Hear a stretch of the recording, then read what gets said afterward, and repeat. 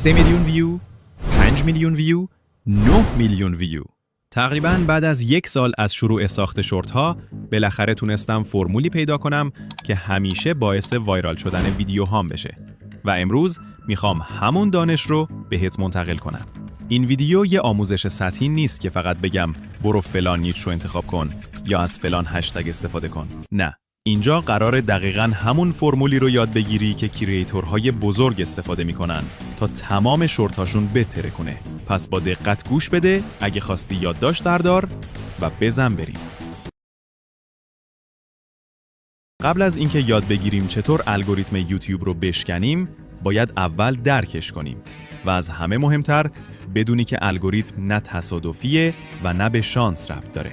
الگوریتم فقط و فقط بهترین و جذابترین محتوا رو نشون میده.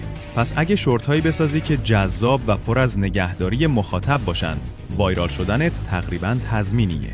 برای اینکه ثابت کنم راست میگم، برگردیم به همون اول کارم. وقتی تازه شروع کرده بودم به ساخت شورت، هیچ ایده‌ای نداشتم چی کار دارم میکنم. ویدیوهام حتی به 100 ویو هم نمیرسیدن. اما من مدام در حال بهتر کردن محتوای خودم بودم تا اینکه بالاخره تونستم به موفقیت برسم.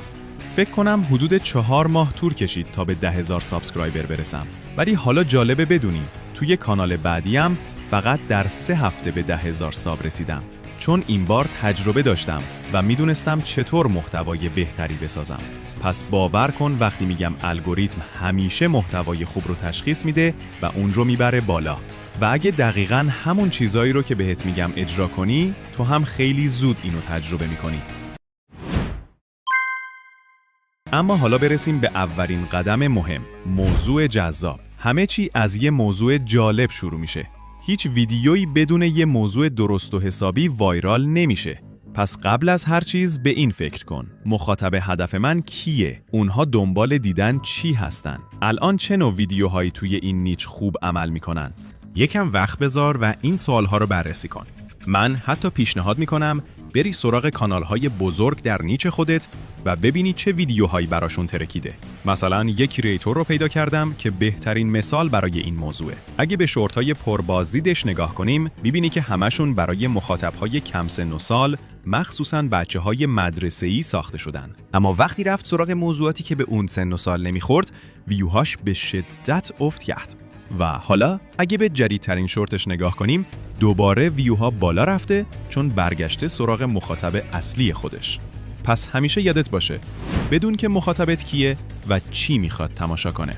فقط با همین کار ایده‌هات 10 برابر بهتر از قبل میشن. اما هنوز تموم نشده. یه نگاهی بنداز به این شورت.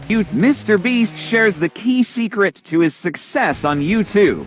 And it's not what you would expect. Like, all you need to do, this applies to people who have not uploaded videos but have dreams of being a YouTuber, is make 100 videos and improve something every time. Do that. And then... هنوز 20 ثانیه دیگه ادامه داره، ولی همینجا نگهش داریم. به نظرت چی اشتباه پیش رفت؟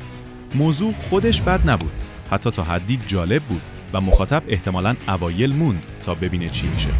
اما با این حال، این شورت هیچ وقت نمیتونست موفق بشه، چون خالقش یه اشتباه خیلی بزرگ کرد. همون اشتباهی که شاید تو هم داری انجام میدی. برای 1 دقیقه خودتو جای بیننده این ویدیو بگذار. موضوع ویدیو از همون اول معرفی شد. آقای بیست چطور موفق شد؟ ما کنجکاو شدیم، موندیم تا جوابش رو بدونیم. اما فقط 5 ثانیه بعد دقیقاً همون چیزی که دنبالش بودیم رو فهمیدیم. آقای بیست راز موفقیتش رو گفت. پس دیگه هیچ هیجانی برای ادامه نداشتیم و خیلی راحت اسکرول کردیم و رفتیم سراغ ویدئوی بعدی. اشتباه بزرگی که این کریئتور مرتکب شد این بود که خیلی زود جواب رو داد. در حالت ایدئال راز اصلی باید در آخر ویدیو فاش بشه تا بیننده مجبور بشه تا آخر بمونه و بفهمه نتیجه چی میشه. این مثال نشون میده که فقط موضوع جذاب کافی نیست، بلکه نحوه ارائه و اجرای اون موضوع هم به همون اندازه مهمه.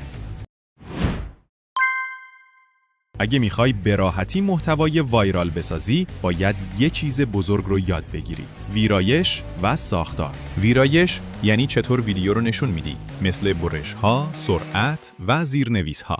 ساختار یعنی چطور داستان رو میسازی، مثل روایت، کشش داستانی و پرداخت نهایی.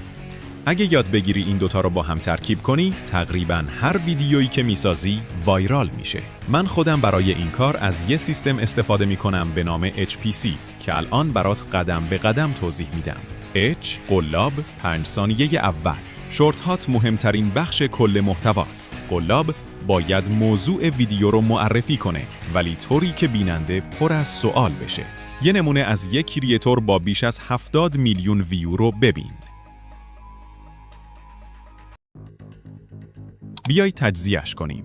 ریتم سریع و پر انرژی بدون مکس، موسیقی هیجان انگیز، کپشن روی صفحه و از همه مهمتر کلی سوال تو ذهن ما ایجاد کرد. چطور قراره وسط بیابون برف پیدا کنه؟ از کجا قراره برف بیاره؟ اصلاً چطوری وسط بیابون برف بازی میتونه کنه؟ همین سوالات باعث میشن ما ادامه بدیم ویدیو رو ببینیم. پی پروگرسیون، پیشرفت داستان، حالا کریئتور ادامه میدهد. اینجا خیلی گرمه.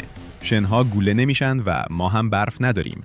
پس با دوستم کولر رو برداشتیم و راهی کوه‌ها شدیم. میبینی؟ داستان داره جلو میره و دقیقاً همون وعده‌ای که اول داده بود رو دنبال میکنه.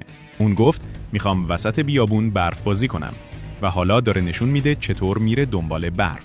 تصور کن اگه همینجا میگفت باشه بریم دنبال برف و بعد بره ماشینشو باز کنه و یه کولر پر از یخ بیاره بیرون.